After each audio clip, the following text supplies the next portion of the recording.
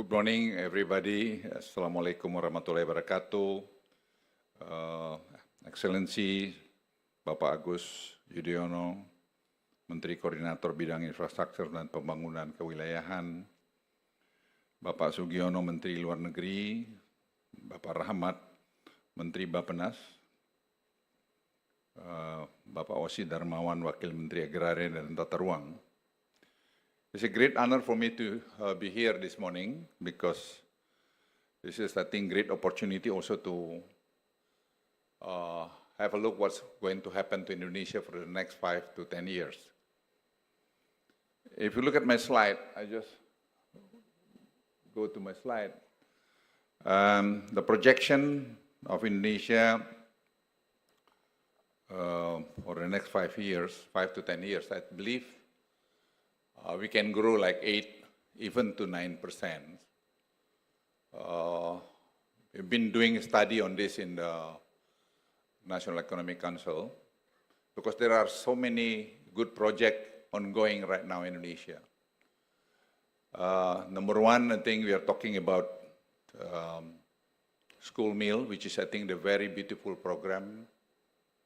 I just jump in very quick on that. Do something that bring or establish new economic center in so many areas around the country. So then this could bring equality in this country. And we can tackle also a lot of things in a remote area. If you look at this, ladies and gentlemen, this is the slide. This is that we should move. If you're talking about 2045, we have to grow like 6, 7, or 8% by 28, 29, or 30.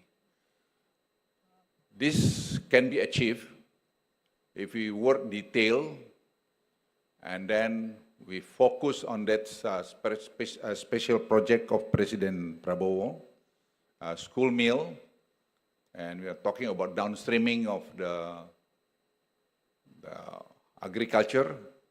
We can do a lot. We have a lot in Indonesia. And we still have like downstreaming of nickel ore and others. Ladies and gentlemen, you look at the chart here, the slide. You can read this over there. That we are not over optimistic about this, but we are confident because I experienced the last 10 years. Nearly 11 years, how do we manage? If you establish a strong, good, professional teamwork, we can tackle this one. We can achieve this target, the 8% growth, by 2028, 29. I still remember, and how do we tackle COVID at that time, back to the year 2022, nearly chaotic around the globe. But Indonesia has a very strong team. And we work as a teamwork, and we are very successful to manage how to contain COVID at the same time the economy is still moving. That's, I think, the art of this country at the time, how to deal with this issue. Now, if you look at the global, next slide, please. The global shifts and trade tension, Indonesia economy remains resilient. We're going to have a meeting this morning around 9:30 in the council. How do we respond what happened in US and what happened in China? How much the impact toward Indonesian economy? So this is, I think, a recommendation we are preparing to the president because the volatile things in US, but at the same time, China has also the problem. It's very hard to predict, but we have to prepare the worst and the best scenario in order to respond to this situation. You look at this also, the fragile economic growth in Europe, and I think US could, this is our prediction, could reduce their presence in Europe, but at the same time, Europe has a problem also with Russia. So this kind of situation, if you look at also some books written by Redalio, then you can see the cycle, the big cycle of this situation today. If you look at also the slide, economic growth projection by country, this is the slide. We have to keep our growth above 5% in order to achieve the 8-9% by 2028, 2029. The question whether this is doable or not. I can say yes, doable, but we have to work together. Detail cannot be just give the instruction, but we don't go to detail to this project. That's why infrastructure is so important. Infrastructure cannot immediately give the response to the economy, but we learn the infrastructure, for instance, that we built in Sumatra to Bengkulu, the result after 6 years, you see the demand of electricity hike very much. The infrastructure in Java also changed the picture of the industry in Indonesia. Labor-intensive industry very important for Indonesia. Some people said about the garment and footwear decline in Indonesia, which is not true, because we were so surprised last time that from China, they relocate some of their industry to very small city in Java, like in Jawa Tengah. They don't go to the special economic zone. They go to the small city because they said simple, the feng shui is very good there instead of here. So something like this we never predict. But you know how much they employ? They employ 10,000 people. So our prediction now, the people say that lay off a lot, yes, but at the same time, our prediction will come up with my slide later on, around 67,000 employees going to happen before end of this year. Now, Indonesia will continue to implement fiscal discipline while increasing productive spending. This is, I think, very important, ladies and gentlemen. This discipline fiscal is very, very important. So efficiency is very important. That's why the President Prabowo encouraged to move very quick on the government technology, which is not right now ongoing. The President insists to launch this by this coming August. If you remember, maybe like 2 months ago, President Prabowo also launched already e-catalog, 6 version, which is, I think, a very good thing to manage the government procurement. Right now, 90% of the government procurement all through e-catalog, which is, I think, very efficient. We save like 30 to 40%. And we learn from our experience in COVID. We have a Peduli Lindung, and then now we have a e-catalog. And Simbara, all the mineral right now through the system. So we have to work based on the system. So I believe with the government technology, hopefully we can start to test this system by end of this year through bantuan langsung, so the bansos. This is, I think, one of the programs that we understand, the direct transfer, cash direct transfer to the people who qualify to get this transfer. This is, I think, the size that you can see. And Indonesia has made continuous progress strengthening connectivity by land and air and etc. This is, I think, very important, talking about costs. At the end, why the people want to invest in Jawa Tengah, Central Java? Simple reason. Because they have a good infrastructure from Java to Jakarta or to Patimban.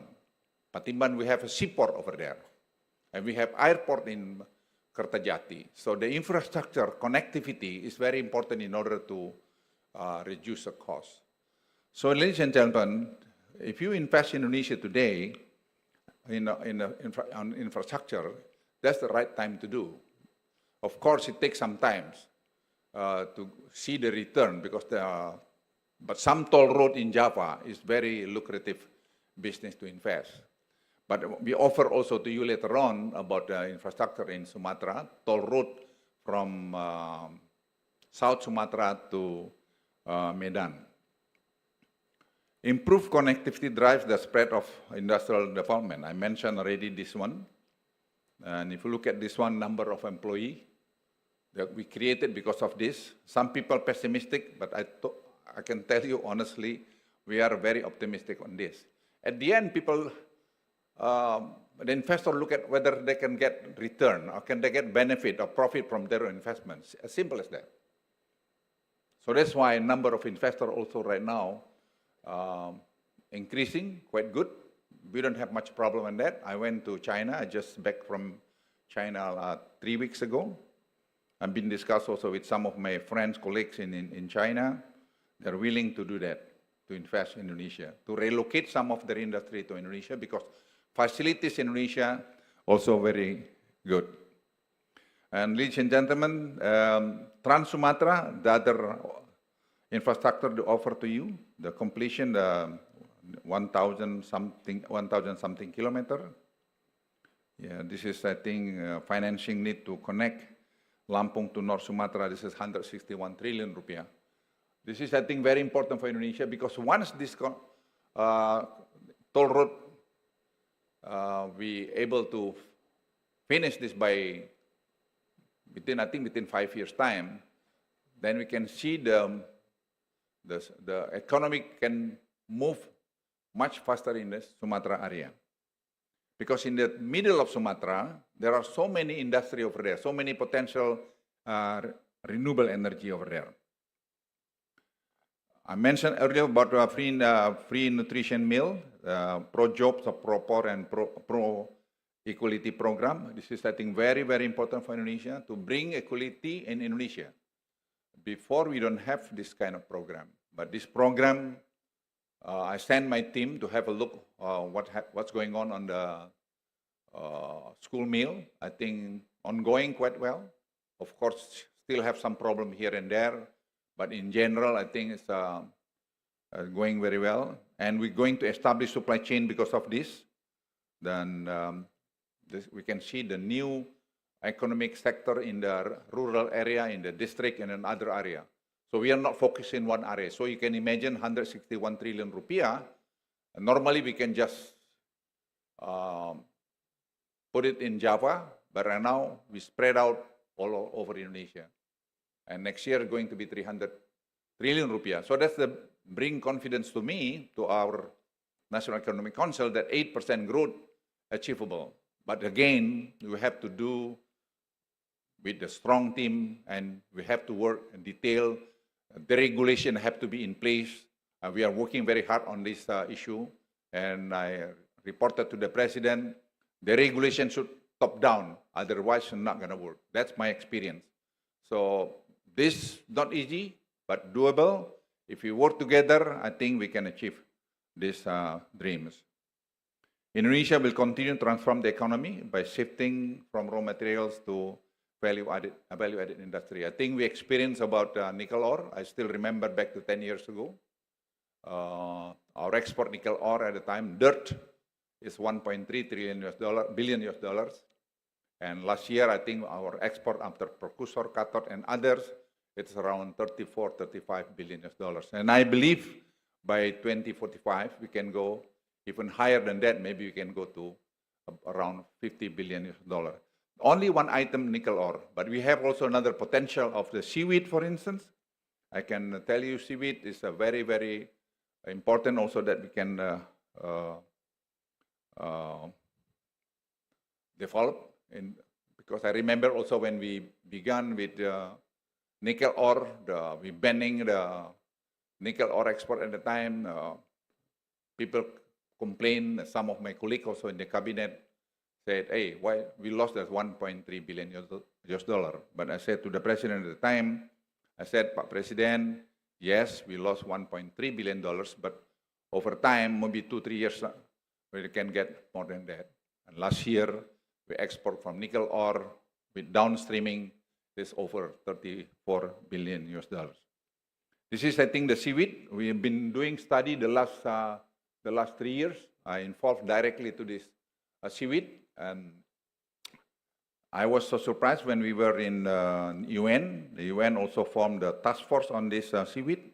And 2 weeks ago, I received researchers from US University that they are also interested in this program. And they were so surprised that we have also already the research center in Bali, in North Bali, and also in Lombok. I think this one is moving very well, and we have the area this, and we are also closely established collaboration with India Institute of Technology, and we understand right now we can produce biostimulants and healthy foods and biodegradable plastic, and seaweed also carbon sink.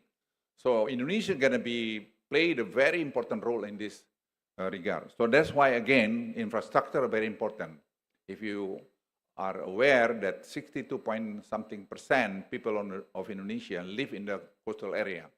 Coastal area, poverty is a problem over there. But because of seaweed, because after 30 days, you can harvest seaweed. So the people can grow fish, grow abalone, grow lobster over there. So issue of this is going to be less and less problem about the poverty in the coastal area. So we plan right now, we study very carefully how to build our industry on the fertilizer, organic fertilizer, because we export right now the raw material seaweed to India, and they process in India. And I said, why we should export this one? This is not rocket science. This we can do.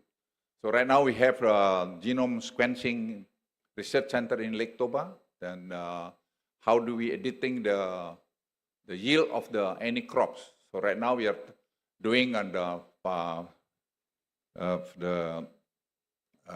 garlic. So we are ready grow garlic over there. We believe that we'll see the result. Our target 1 hectare can be 20 tons per hectare of garlic.